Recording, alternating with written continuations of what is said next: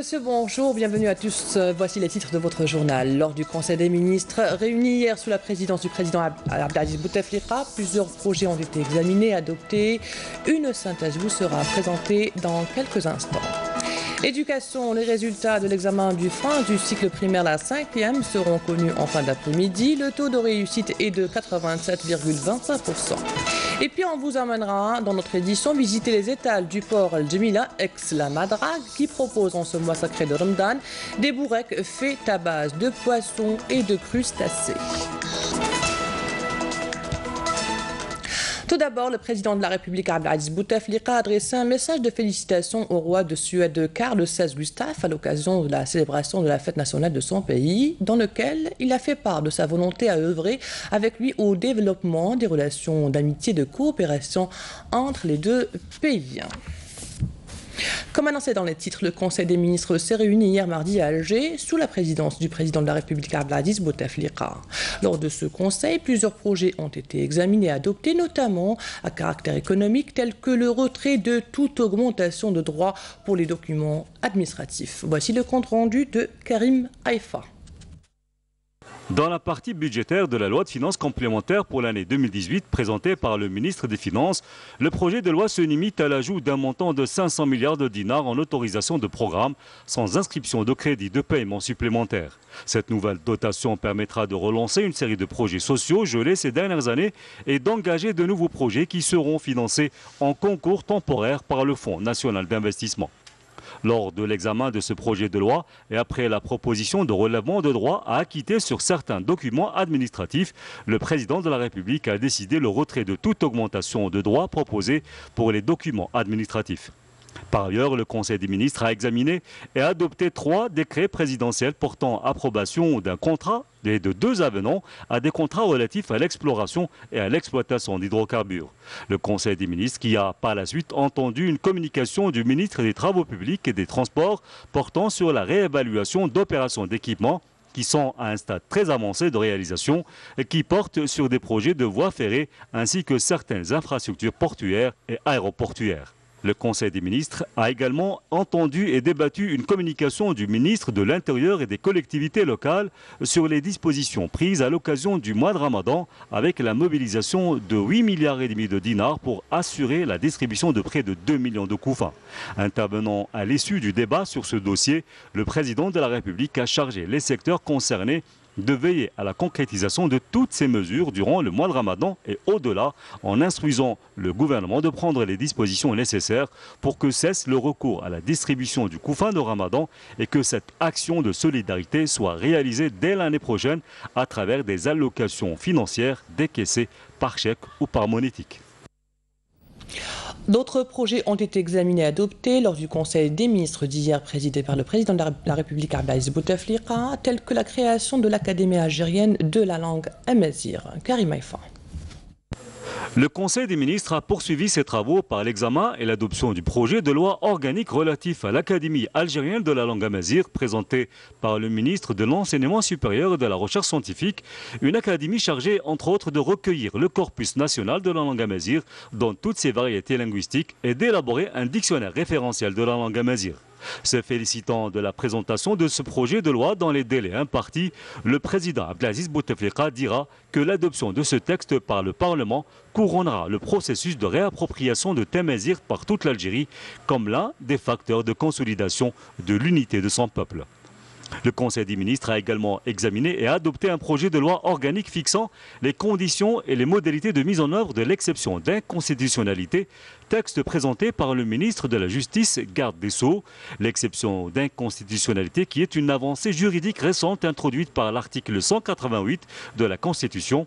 Le projet de loi organique vient en codifier la mise en œuvre.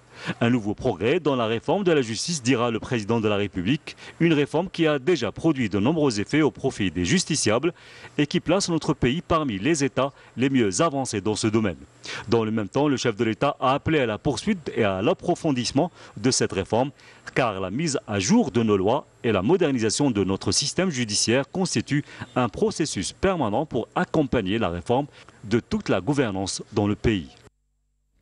À l'invitation de son homologue danois Anders Samuelsen, le ministre des Affaires étrangères Abdelkader Msahel prendra part demain à Copenhague à la réunion ministérielle Afrique-Pays nordiques qui se tient sous le thème Valeurs communes, voix conjointes.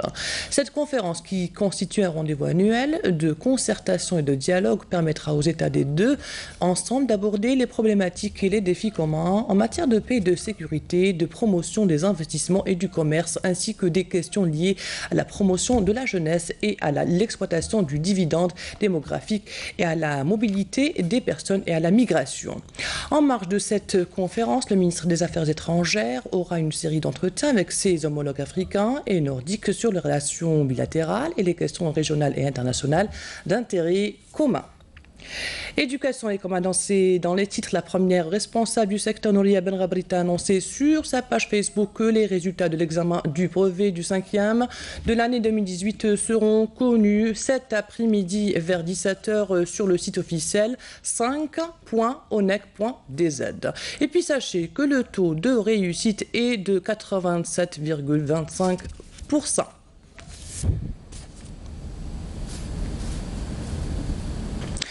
Et puis cette information, dans son nouveau rapport semestriel sur les perspectives économiques mondiales publié à Washington, la Banque mondiale prévoit une hausse de la croissance du PIB mondial cette année à 3,1%, avant de se modérer progressivement à 3% en 2019 et à 2,9% en 2020. Dans l'ensemble des pays émergents et en développement, la croissance devrait se consolider à 4,5% en 2018, puis à 4,7% en 2019, alors que la reprise chez les exportateurs de produits de base atteint sa phase de maturité et que les prix des matières premières se stabiliseront après la hausse enregistrée cette année. Autre chapitre, celui des technologies et du numérique. Ainsi, la fibre optique arrive jusqu'à chez vous. Le groupe Algérie Télécom fait de la fibre optique sa priorité. L'exemple à Tipaza, où de nombreuses communes et villages sont désormais reliés à Internet. Hasna Zoubiri. Avec de nouvelles techniques et conformément aux normes internationales, la direction régionale d'Algérie Télécom de Tipaza a terminé les travaux d'installation de la fibre optique dans certains villages comme Ouad El Hammam. Notre mission est de relier ce village à la fibre optique. Nous n'avons pas d'heure précise, on travaille de jour comme de nuit, le but étant de satisfaire le client. J'habite ce village depuis 40 ans. Aujourd'hui, nous avons la téléphonie fixe et Internet. La connexion à Internet nous facilite le travail. Désormais, tous les papiers comme l'attestation de travail des enseignants se fait sur PC. Sur 5 km, la commune de Ouad El Hammam est désormais reliée à Internet en attendant de généraliser la fibre optique sur tout le territoire de la wilaya de Tipaza. Jusqu'à présent, nous avons réussi à relier 3 communes, à savoir les communes de Merad, Sidi Rached et Bourguiga, qui ont été reliées grâce à la technique du FTTH. Tous les moyens humains et matériels sont consacrés par la direction régionale d'Algérie Télécom de la wilaya afin d'offrir de meilleures conditions de vie pour le citoyen. Partons à présent à Gardaïa, où la modernisation du réseau des lignes téléphoniques est en cours. Le réseau passe à la fibre optique, ce qui a permis de raccorder les communes les plus éloignées de la wilaya à Internet avec un haut débit. Amel et Siridir. Le taux de raccordement à la fibre optique à Gardaïa a atteint les 100%. Une opération qui a permis de renouveler les lignes téléphoniques et de connecter toutes les communes de la wilaya.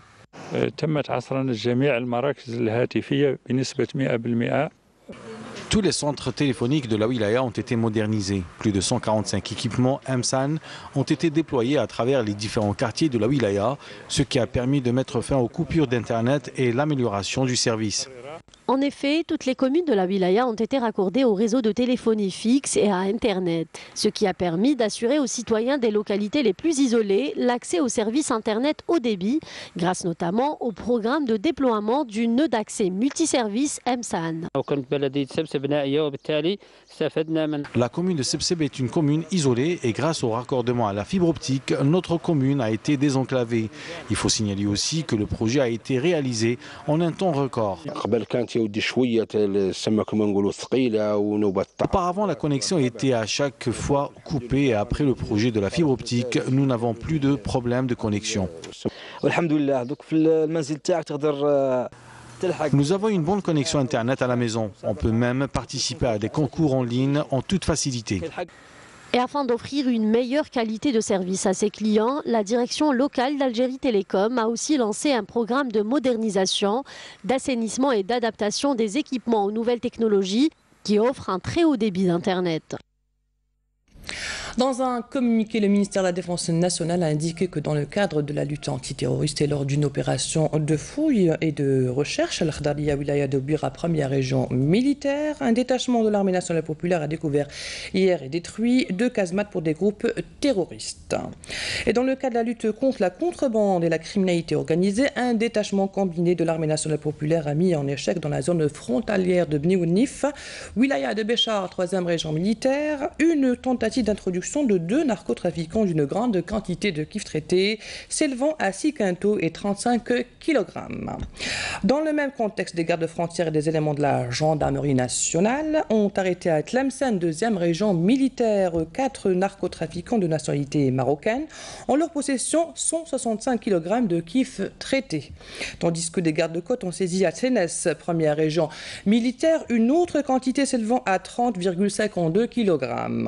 Par ailleurs, des détachements de l'armée nationale populaire ont saisi à Bojbadi, Mourtar et Ingezam, 6e région militaire, plus d'1 tonne de denrées alimentaires, 13 groupes électrogènes, 8 marco-piqueurs, tandis que 30 immigrants clandestins de différentes nationalités ont été appréhendés à Tlemcen. Et fin du communiqué.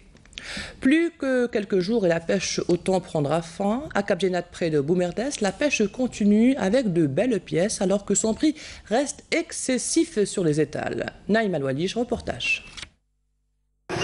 Aussitôt pris par les petits pêcheurs, le thon rouge arrive fraîchement dans cette pêcherie de Cap Génat pour être pesé, découpé puis vendu en gros. Mais ces jours-ci, le thon se fait rare parce que le gros poisson migrateur ne fait que passer par un couloir marin avant de rejoindre les côtes libyennes pour pendaison avant le long voyage vers l'Atlantique.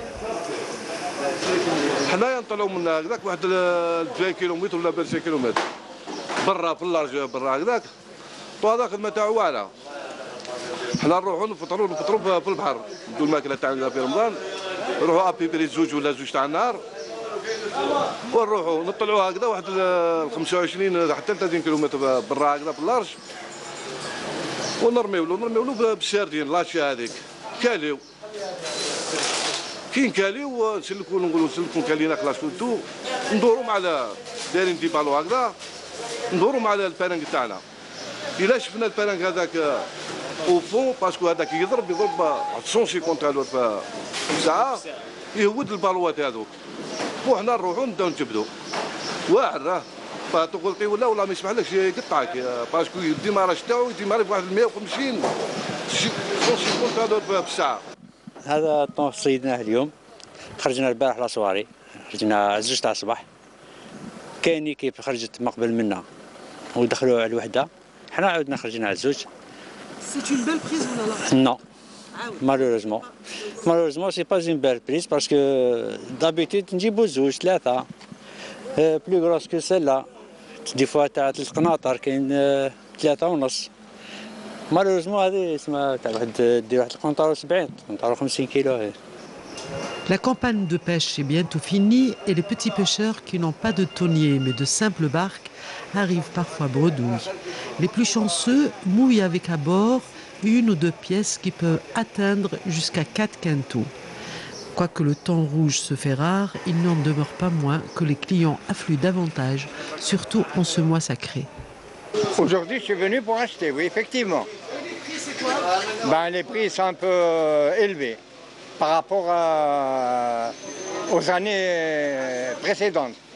كيما اليوم حاجه قليله 4 حبات 5 ها هو الحق دار 75,000 دوزيام، حنا نقصوه في الفلوكه. المهم يدير 75,000 فصحو، اليوم دار 75,000 باسكو حاجه قليله. كي يكون قوه بزاف بالك ما بالش انا 100 قنطار ولا 200 قنطار ولا سا ديبون، يلحق حتى 35,000 و 30,000. لي بري تاعو اون كرو وحنايا نبيعوا له صحاب لي ديطايور هذو اللي يقسموه نبيعوا له رخيص يكون 70 80 بالديطاي مثلا يكون غالي في السومه كيما اليوم 75 دوكا تروحي للديطاي تلقى 120 000. L'Algérie est autorisée par la Commission internationale pour la conservation des thonidés à pêcher seulement un quota d'un peu plus de 1000 tonnes par an. Ces petits pêcheurs ne dépassent pas lors de grands jours quelques quintaux qui alimentent un marché local qui parfois s'assagit tant l'offre est avantageuse. Allez, allons faire un tour au port de Djmila, ex-Lamadrague. Le bourrec traditionnel que vous connaissez tous, vous pouvez le retrouver. Il est proposé à la vente. Fait à base de poissons, crevettes, merlans ou autres. Le choix est varié et le prix également. Comme nous le dit Anissa Bouzid dans ce reportage. Au port de pêche et de plaisance d'El Djamila, ex-Lamadrague, à l'ouest d'Alger, la senteur du ramadan se répand dans la vente des bourrecs. Ce mets traditionnel sort ainsi de la cuisine des foyers pour se transformer en produit prêt à cuire. يفوروا ويديروا لي لي زيبيس وغادي كيروا لي كاين كيما هذا كروفات بالدرسه كاين كروفات بيشاميل سبيسيال ويسبوطون. Une idée lucrative, beaucoup de clients estiment plus pratique d'acheter du bourrec déjà prêt et qu'il ne reste plus qu'à faire frire ou passer au four, surtout pour les femmes travailleuses.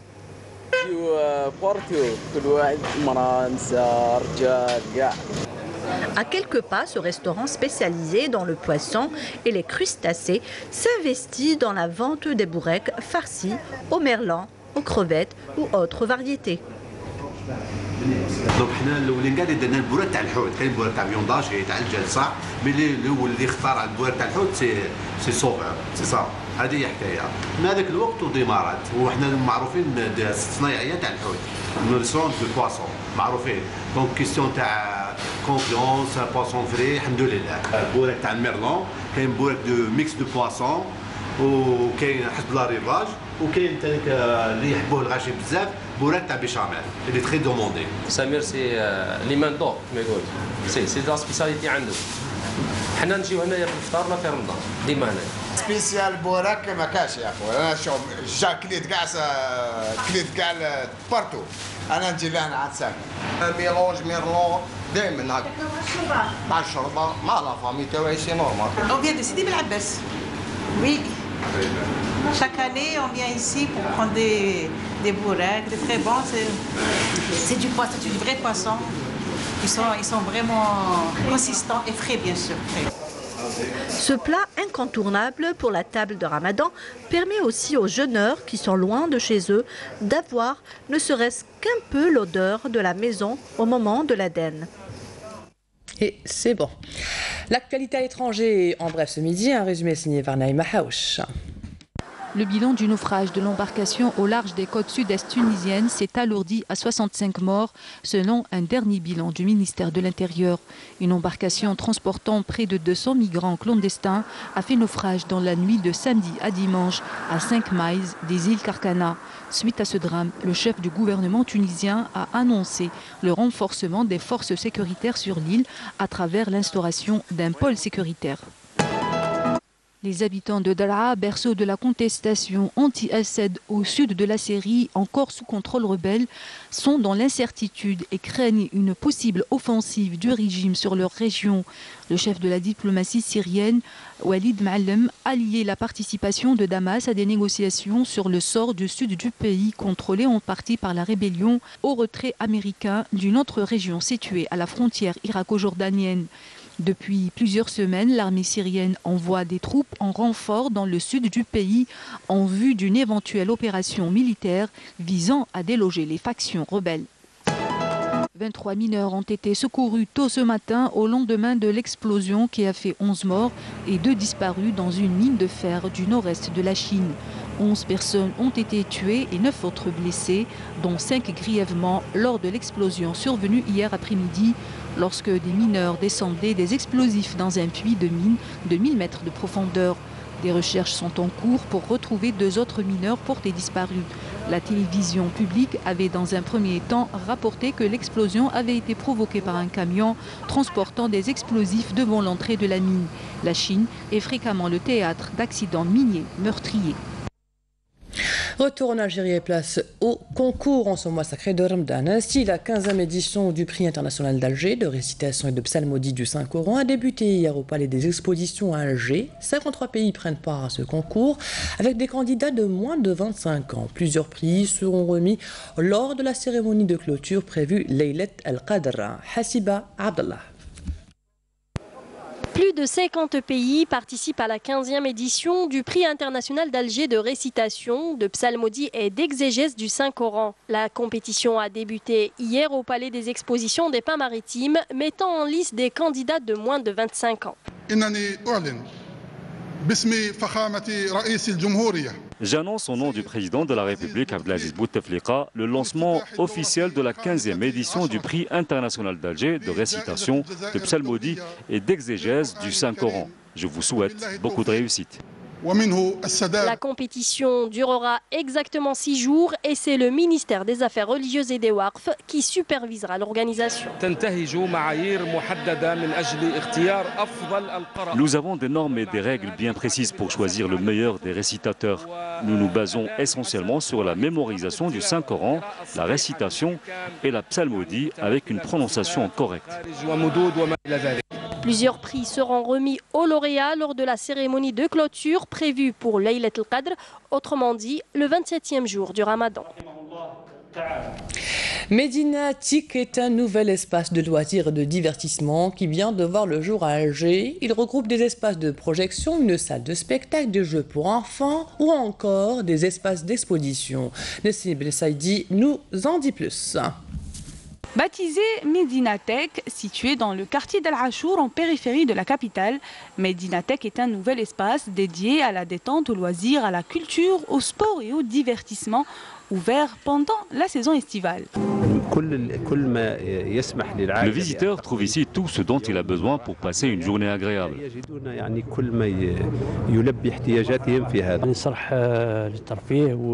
C'est un nouvel espace dédié au divertissement pour les familles et les enfants. Un espace culturel aussi, situé en plein cœur d'Alger, une bonne initiative. بطبيعة الحال مبادرة جيدة. كل حال خليناها مدينة يعني تكون إن شاء الله فيها السياحة حاضرة. C'est une médina où le tourisme est présent, l'ouverture sur le monde, un espace où le visiteur peut découvrir l'art algérien. توري الشباب الجزائري المنفتح على العالم. Medina Tech propose un espace de projection en plein air, une salle de concert, une librairie, un espace d'exposition pour les artistes, ainsi que des ateliers de dessin pour les enfants.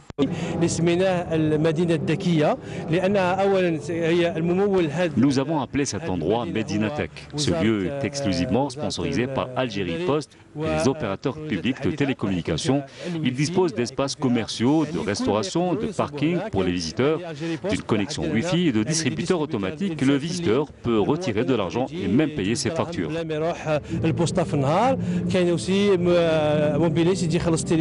Ouvert au public jusqu'au 30 septembre prochain, Medina Tech propose aux familles algériennes des soirées musicales, des films en plein air, des expositions et plusieurs jeux pour les enfants. Peinture, la galerie Aïcha Haddad abrite depuis quelque temps une exposition de calligraphie arabe. Elle a pour titre Les valeurs humaines. Une trentaine de tableaux est exposée, c'est l'heure de Saliha Khalifi. Regardez ce reportage de Nassiba Djaïdir. Une exposition signée par l'artiste peintre Saliha Khalifi. Dans ce champ créatif, un art qui cristallise toute une émotion de l'âme. Une spécificité dans le présent, une continuité avec le passé. La lettre se place et se déplace sous sa main dansante et musicienne. Avec cette calligraphie de feu, en lettres arabes et en lettres latines que je viens de créer, c'est-à-dire ça fait quand même en 1989 que j'ai créé ces deux calligraphies. Et c'est à travers les deux calligraphies que j'essaye de peindre les clés de mes énigmes qui sont les valeurs humaines universelles. Saleha fonde son langage artistique en rythme plastique. Un mouvement du tracé qui dénote son savoir-faire dans le graphisme. La lettre arabe tient la vedette de la toile. Une toile dans laquelle on peut lire tous ces mots qui font référence aux valeurs humaines. Des valeurs humaines qui restent au centre des préoccupations de l'artiste. Une trentaine de tableaux exposés dans cet espace géré par l'établissement Art et Culture de la wilaya d'Alger. Cette dimension esthétique et artistique de la calligraphie arabe, Saleha Khlifi la met dans son approche plastique. Chaque couleur a son sens. Par exemple, la paix, c'est dans les bleus. Le pardon, c'est dans les bleus. L'entente, c'est dans les mauves. Saleha Khlifi, un parcours rythmé par de nombreuses expositions en Algérie et à l'étranger. Cet ancien professeur en langue arabe et en art plastique touche aussi au tifiner. Une empreinte, un témoignage, porteur de mémoire. À chaque lettre, ses dimensions pour transmettre des messages de paix, d'amour, de fraternité et de bien d'autres valeurs.